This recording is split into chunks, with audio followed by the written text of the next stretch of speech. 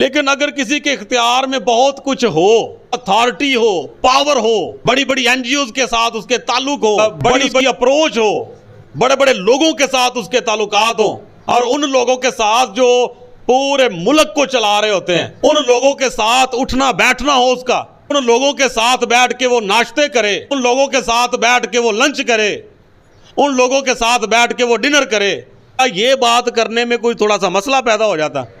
اگر ابھی تک آپ نے ہمارا چینل سبسکرائب نہیں کیا تو پلیز سبسکرائب کریں۔ پچھلے دنوں ایک ویڈیو بڑی وائرل ہوئی اور کافی لوگوں نے اس ویڈیو کو دیکھا بھی، کہ بائبل مقدس کو ناقابل اعتماد کتاب قرار دیا گیا اور بائبل مقدس کو منسوخ قرار دے دیا گیا۔ انجیل منسوخ ہے، توریت منسوخ ہے اور زبور بھی منسوخ ہے۔ اب یہ باتیں سننے کے بعد اگر ہم خداوند یسوع مسیح کے نام کی غیرت رکھتے ہیں، اگر ہم خدا کے پاک کلام کی غیرت رکھتے ہیں تو یقیناً دل میں ہلچل ہوتی ہے، لیکن اس کے باوجود نہ تو کوئی بولتا ہے نہ کوئی بات کرتا ہے، بلکہ اس بات کا ذکر تک نہیں کیا جاتا۔ ہمارے بڑے بڑے علماء کرام جو ہیں، جو کہ مذہب کے ٹھیکیدار بنے بیٹھے ہیں، بڑے بڑے علماء کرام، بڑے بڑے مفسر جو بڑے بڑے مناظرے کرتے ہیں، بڑی بڑی ڈیبیٹس کرتے ہیں اور بڑی بڑی باتیں کرتے ہیں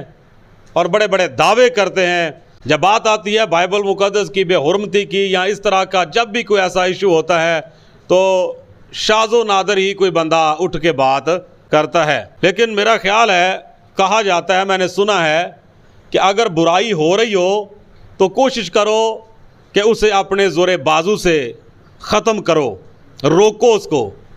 اگر تم زور بازو سے ختم کرنے کی یا اس کو روکنے کی حیثیت نہیں رکھتے تو اپنی زبان سے اسے روکنے کی کوشش کرو۔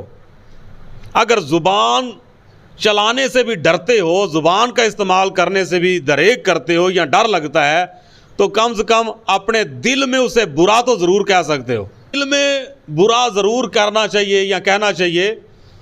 یہ سب سے لو لیول ہے کہ جو بندہ بالکل کچھ نہیں کر سکتا، جس کے اختیار میں ہی کچھ نہیں۔ اگر وہ یہ بھی کر لے، چونکہ اس کے اختیار میں کچھ نہیں، اگر وہ یہ بھی کر لے تو چلیں ٹھیک ہے، مانا جا سکتا ہے۔ لیکن اگر کسی کے اختیار میں بہت کچھ ہو، اتھارٹی ہو، پاور ہو، بڑی بڑی این جی اوز کے ساتھ اس کے تعلق ہو، بڑی اس کی اپروچ ہو، بڑے بڑے لوگوں کے ساتھ اس کے تعلقات ہوں، اور ان لوگوں کے ساتھ جو پورے ملک کو چلا رہے ہوتے ہیں، ان لوگوں کے ساتھ اٹھنا بیٹھنا ہو اس کا، ان لوگوں کے ساتھ بیٹھ کے وہ ناشتے کرے، ان لوگوں کے ساتھ بیٹھ کے وہ لنچ کرے، ان لوگوں کے ساتھ بیٹھ کے وہ ڈنر کرے، یہ بات کرنے میں کوئی تھوڑا سا مسئلہ پیدا ہو جاتا۔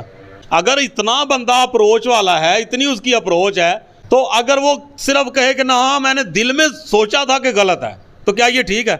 مطلب ہماری تو کوئی اپروچ نہیں، تو چلے ہمارے اوپر تو واجب ہو گیا کہ چلیں جی ہم کچھ کر نہیں سکتے تو کم سے کم ہم دل میں تو برا ضرور کہہ سکتے ہیں کہ غلط ہے۔ جس بندے کے پاس سارا کچھ ہے، باقی کاموں میں وہ اپنا اختیار استعمال کرے، باقی کاموں میں وہ اپنی اتھارٹی استعمال کرے، باقی کاموں میں یا باتوں میں وہ اپنی اپروچ کو یوز کرے، باقی ایسے زندگی کے معاملات میں وہ لوگوں کو بتائے کہ میری بڑی اپروچ ہے، لوگوں کو شو کروائے کہ میرے بڑے بڑے لیڈرز کے ساتھ تعلقات ہیں۔ لیکن جب بائبل مقدس کی بے حرمتی کی بات آئے تو پھر جو ہے وہ کہ ہاں وہ تو غلط ہی رہا ہے ویسے۔ اب وہ اختیار کہاں گیا؟ کیا اس اختیار کو استعمال نہیں کرنا چاہیے؟ اس وقت کیا پرابلم ہو جاتی ہے؟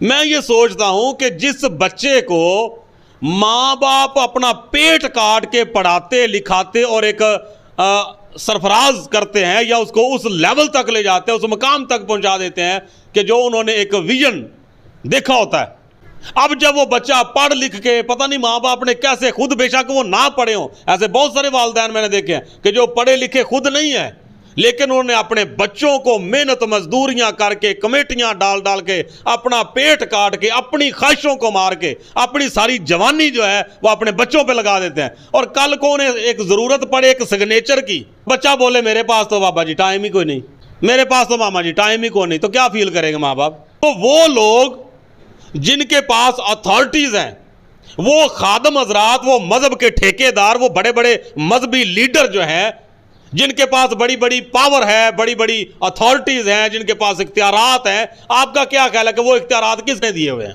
خدا کی طرف سے ملے ہیں نا. ویسے تو دعویٰ کرتے ہیں بس جی یہ خداوند کا فضل ہے, یہ خداوند کی مہربانی ہے کہ خداوند نے ہمیں یہ سرفرازی عطا کی ہے. تو کس لیے کی؟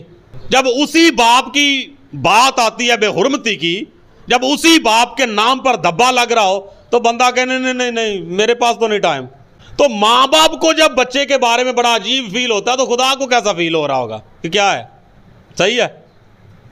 کیوں بھائی؟ یہ میری تھنکنگ ہے, مجھے کسی کے ساتھ اور کوئی سروکار نہیں ہے. کوئی بات کرتا ہے نہیں کرتا وہ الگ معاملہ ہے. یہ ایلڈر صاحب گواہ ہیں اس بات کے, جو کچھ میرے دل میں ہوتا ہے میں اس کو نکال دیتا ہوں باہر. یہ نہیں کہ یہاں آپ کے سامنے ہی. ایلڈر صاحب کو پتا ہے کہ میں کب سے یہ جو ہے وہ اس کے چکر میں لگا ہوا ہوں, لیکن کسی بندے نے پکڑائی نہیں دی اس معاملے میں. تو میں نے کہا چلیں ٹھیک ہے, نہیں تو نہ صحیح, مجھے تو جو خدا نے سورس دیا میں تو پھر اسی کے ذریعے پھر بات کر سکتا ہوں نا. تو یہ ویسے بڑے افسوس کا مقام نہیں ایک بندہ اٹھ کے کہہ دے کہ جی انجیل رد ہو چکی ہوئی ہے, زبور رد ہو چکا ہوا ہے, توریت رد ہو چکی ہوئی ہے, یہ بائبل مقدس جو ہے, یہ انجیل مقدس جو ہے, یہ ہے ہی ناقابل اعتماد کتاب. تو یہ کسی ایک بندے کا مسئلہ ہے یا تمام اہل مسیحیت کا مسئلہ بن گیا؟ یہ ساری کمیونٹی کے لیے پرابلم پیدا ہو گئی نا. تو بہرحال بہت سارے لوگ ہیں جو پازیٹیو ویوز بھی دیتے ہیں, بہت سارے لوگ ہیں جو زیادہ تر تو موسٹلی تو نیگیٹیو ویوز میں نے سنے ہیں. اور بس جی پھر پادری صاحب کیا کر سکتے ہیں ہم. اگر ابھی تک آپ نے ہمارا چینل سبسکرائب نہیں کیا تو پلیز سبسکرائب کریں اور بیل آئیکن دبائیں تاکہ آنے والے نئے ویڈیوز آپ تک پہنچ سکیں.